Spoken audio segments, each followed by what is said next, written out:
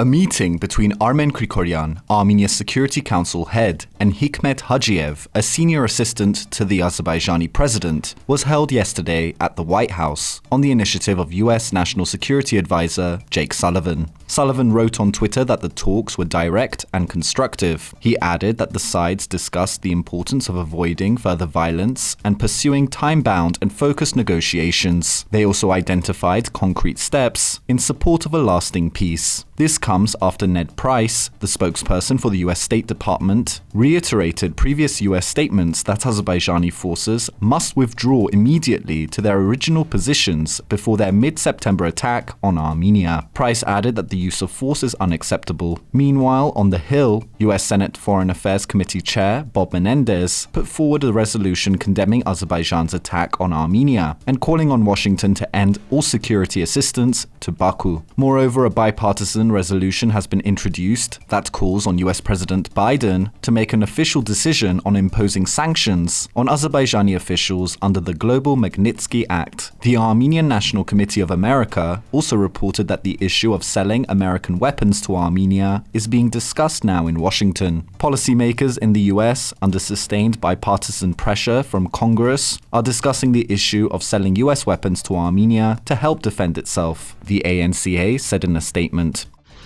Meanwhile, in Paris, after Armenian Prime Minister Nikol Pashinyan's visit to the Élysée Palace, French President Emmanuel Macron held a telephone conversation with Azerbaijani President Ilham Aliyev. Macron called on Aliyev to respect the ceasefire regime and return his forces to their original positions. Macron also confirmed Pashinyan's readiness to continue negotiations on unresolved issues, ensuring that France, in turn, is ready to help. And French Defense Minister Sébastien Lecornu received his Armenian counterpart Souren Papikyan today. They discussed the situation regarding the Armenia-Azerbaijan conflict, and Lecornu also called on Azerbaijani forces to return to their initial positions. Moreover, it was announced that a French delegation will be sent to Armenia to assess the situation. The United Kingdom Embassy in Yerevan too released a statement calling on Azerbaijani forces to return to their original positions.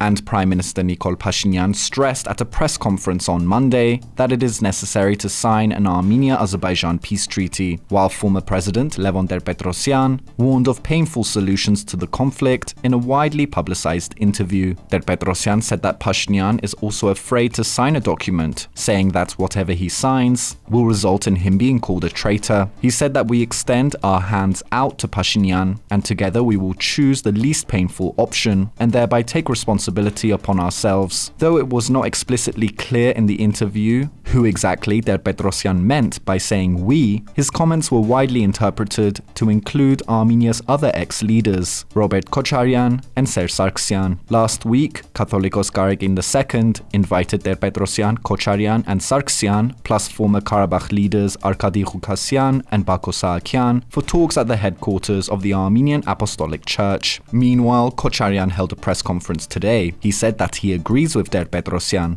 that Armenia's situation is grave, but said that he and his predecessor draw different conclusions on approaching peace talks. Kocharyan said that Ter-Petrosyan believes that everything is so difficult that you need to accept the lesser of the evils. Meanwhile, Kocharyan believes that everything is so difficult that you need to unite all your forces and fighting open new doors. Turning to the current state of talks between Yerevan and Baku, Kocharyan raised concerns that the topic of Karabakh is completely absent in the negotiation process. Finally, Kocharyan called for increased military cooperation between Armenia and Iran, while saying it would be absurd to expect Russia or the Collective Security Treaty Organization to intervene militarily in the region. That is notably strong and forthright language from Kocharyan, who is widely considered one of Armenia's most pro-Russian political figures.